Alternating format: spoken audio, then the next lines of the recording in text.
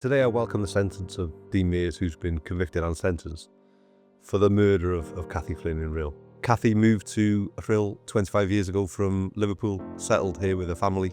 Her 3 children, also called Catherine, Natasha and Michael, and all 3 of them cared for their mum Cathy as in later life when her mobility suffered and she became reliant on them for care in a house in Rhyl.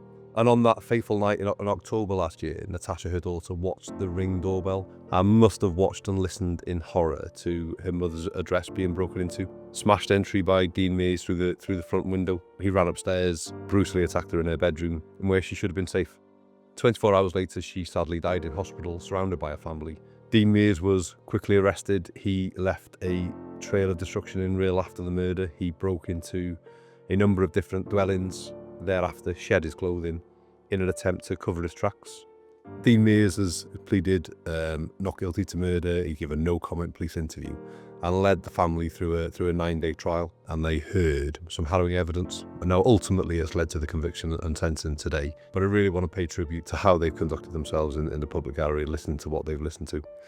And I hope today's sentence is some solace and enables them to start to move forward with their lives.